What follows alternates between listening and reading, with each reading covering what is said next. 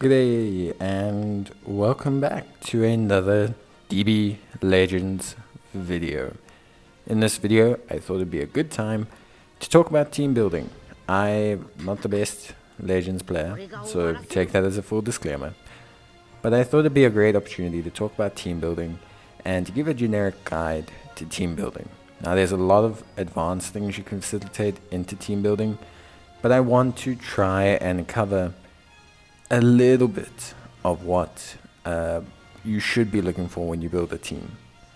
So we'll start with the basics. There's 4 classes: Hero, Extreme, Sparking, and Ultra. Ultra and Sparking, as far as I'm aware, have the same stat base.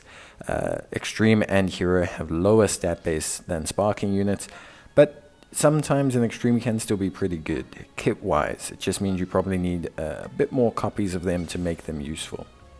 Then we get character tags and we get episode tags. Character tags and episode tags function very similarly. A character can boost a character tag, a episode tag, or they can boost the typing. So for example, a red or a blue or a green or a yellow, for example. Now, it's super important to understand certain things about units. So are they a melee type? Are they green? Are they blue? What tags are they on? I know this sounds very simple, but this is something you have to understand to have any shot at building your own functional teams. You have to understand the premise of the character. Take a look at their Z abilities and see who they apply to. This is the most fundamental step of team building. What Z abilities apply to who is how you're going to function. Every unit you choose for your team will share their Z abilities. So for example, if Trunks benefits Hybrid Saiyans and Gohan benefits Hybrid Saiyans, sticking them together will cross-share their Z abilities. Trunks will share his Z abilities with Gohan, Gohan will share his Z abilities with Trunks. Zenkai abilities will only apply to units that both categories apply to. So for example, if it's Blue and Hybrid Saiyans, then only those units will benefit from the Zenkai ability. No one else. They have to have both requirements. Even the leader will not benefit. And we'll talk about the leader now. But yes, it's super important to understand your typings and your tags. But it's also important to understand your playing style. Now right now, melee is in a lot better situation than ranged. However, they seem to be improving the way they design ranged units. For a long time, it was ranged who are kind of a bit more in the meta, but it seems like strike is now the predominant one. Understanding your unit types is also important. You want some semblance of balance in your team. Defensive units are tankier, blast units are more blast orientated, etc. The only other thing to truly understand with team building is lead. The leader's skill will apply to every single unit on the team. So let's say, for example, Kefla's Z ability only applied to girls units. By placing her in the lead, it will apply to the whole team, only if we choose her in the battle. So if you do not choose your leader to battle, they will not apply their leader skill. It's very important to understand. And Zenkai abilities do not apply from the leader skill. So by removing her from lead or placing her in lead, her Zenkai ability will not count. So now, just to understand how the Z abilities work, if you go to the Z abilities, you'll see here that Kefla gives 29% to base blast and base blast defense. If we remove everything from her and every other unit, you will see that adding those two together gives you the current 58% under team bonus. So the team bonus is the cumulative Z bonuses that apply to the whole team. So a team with large synergy will apply to everything. Now you can see when we place Shallot in this position, you'll notice that it goes up to 88%. That is because Shallot gave 14% to himself and to Kefla. Whereas when we place Zahar there, it only goes up to 72%. This is because Zahar's Z bonus does not apply to Kefla. And you'll also notice, even though we put him in the leader slot, it didn't apply to Kefla, and that's because we'd have to choose Zahar in battle. So that's the fundamentals of how Z bonuses work, but the real question is how do you design around it, or how do you build around it? How do you know which Z bonuses to take? How do you know which units to use? So there's a couple of things, and we'll talk about that now. So there are a couple of things that you want to always factor in. The number one thing you want to factor in is what are the bonuses. So it's great to choose units and everything, but me adding in Green Kefla, who's a base strike bonus unit, and then building an entire team of ranged-based units around her is not the best. Although Kefla's Zenkai boost and her passive apply to Vardos, Vardos will only be giving Kefla blast attack. She will be giving her blast defense. So I'm not saying you can't use a blast attack unit with a base strike unit. I'm not saying that at all. What I am saying is if I'm going to make a predominantly strike team, taking one blast unit might be okay. But if I want to build around Kefla as my focal point, taking 3 or 4 blast buffing units is not going to be ideal in the long run. And you can work multiple strategies with this. You can go for full type builds. Some people will use only purple type teams, blue type teams, green type teams.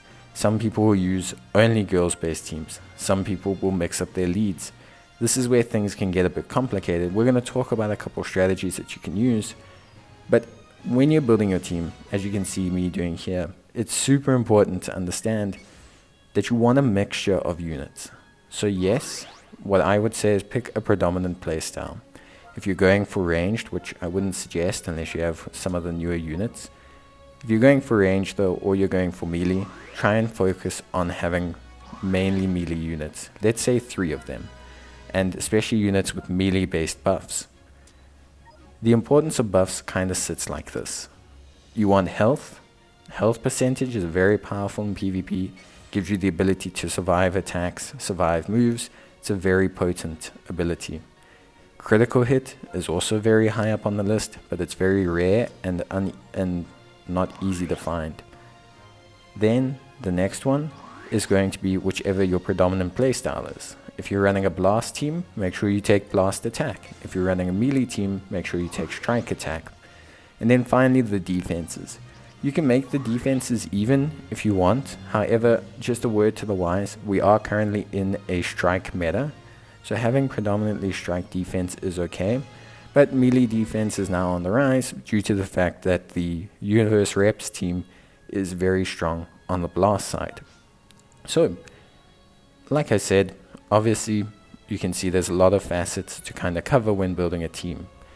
But it's super important to understand which tags and what parts apply to those units.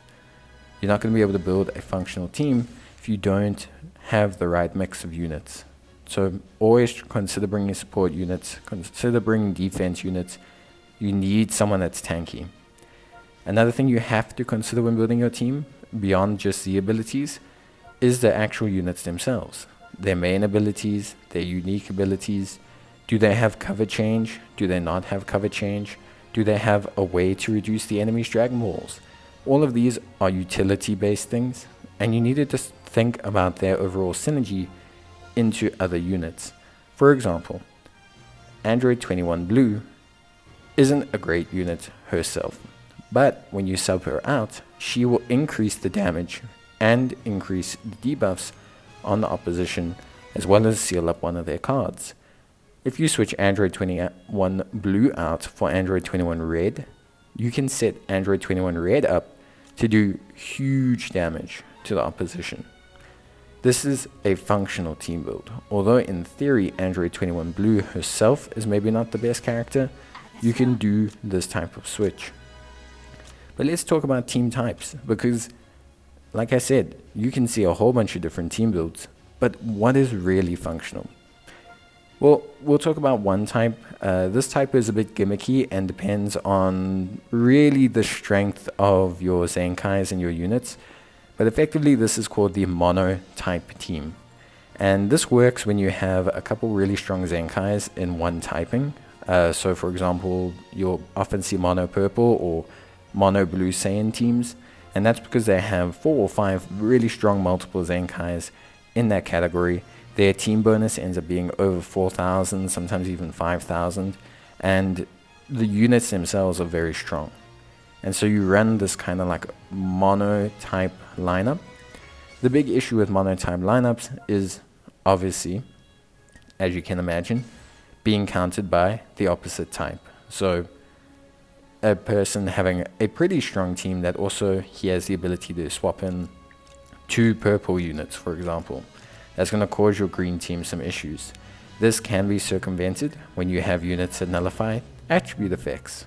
So, for example, if I make a super strong green team, and then my green trunks, has the ability to nullify attribute effects, then it doesn't matter if I take on a strong purple unit, as long as I play my style correctly. But it is a way of building your team. And for some people, it's the easiest way to build their team. For some people, it's functionally a lot easier to stick together. They don't have to, I don't want to say think too much, but it's quite a long-lasting design as well. Any kind of more recent purple Zenkai that fits the bill gets kind of slotted in, and then everything works fine. So it's a very, very strong kind of meta to build into, but it's also a bit gimmicky. It'll get you up there, but when you come against the top end of players, it could be something that runs you dry. But it is definitely a team build that can function. And with the way Zenkais work, with the way they only apply to units that meet both category types, very often people will do this, and then they'll stick one really good leader. So they'll have a leader that's got a health skill or something like that, and that's it. They'll just run with that, and they'll have one really good functional support leader. The next team build is what I call the 3 buff 3 kind of principle. And how this works is I'm only ever taking 3 of these units into battle. I'm going to be taking, for example here, green Trunks, blue Trunks, and yellow future Gohan. But I build my team around that principle. So for example, I have Super Trunks, who gives everyone a buff, and also gives the Zenkai buff to Trunks. I then have Trunks and Mai, who gives everyone a buff, and then I have Goku, who gives everyone a buff. Now ideally you would have one buffer and one Zenkai unit for each typing that I'm taking in. So I'd have a blue future unit that is Zenkai'd and buffs Trunks and everyone else. I'd have a red Zenkai unit that or a yellow Zenkai unit that buffs future Gohan, etc. But the principle is basically that you choose 3 units that buff everyone, and then also give one appropriate Zenkai to your 3 main units you're taking in. And it's a very healthy way to build a team. It lets you have type variety, but also gives you the ability to play on. Then we come to what I call the, I don't want to say whale team, but we come to the good unit in every slot team. This team's not as strong as it may appear. There's a couple caveats to teams like this. The first one is because you are predominantly bringing in units that are just in themselves really good units, they don't have a lot of setup for each other. Like Gogeta doesn't do anything to set up Vegito, Vegito doesn't do anything to set up Gogeta, etc. But they're just individually strong enough on their own to make the team somewhat work. And you have a lot of mechanisms like cover changes, etc. And then finally, you get what's called, or what I call, a meta team. And meta teams are, generally speaking, just very well constructed teams. You'll have often 3 or 4 good units, accompanied with 1 or 2 buffing units that you don't plan on using. And you'll have a lead who, generally speaking, is just a very strong, relevant unit in the current meta. So for example here, what I have is I have a team built around the Superheroes trio, and also I have Legends Limited Gohan. I also have the Legends Limited Reviving Bojack Gohan, who's also a useful purple unit to use in certain situations. And then we have just a straight buffer in the form of Trunks. And that is kind of different variable ways to build your team. It's going to depend on what you have. If you've got a whole bunch of Zenkais for a certain typing, maybe you want to go the mono team. If you've got 3 really strong units, maybe you want to go the 3 support 3 rule. Maybe you've that's generally the best way to build a team for a new player if you're going the 3 support 3 rule. And then the last thing I want to mention is leader skills. Leader skills are both a blessing and a curse. So leader skills allow you to stick basically whichever unit you want in that slot and use them for whichever team. Only Zenkai boost will not apply to them. Honestly speaking, this is very good if you have good units for this. For example, Pan is a brilliant unit because she gives health and crit strike, and as a unit herself is actually really good. So she's a menace to use in this position. But yeah, so hopefully this helped you guys with team building, and yeah, let me know if there's anything I missed. Otherwise, I'll see you next time. Bye.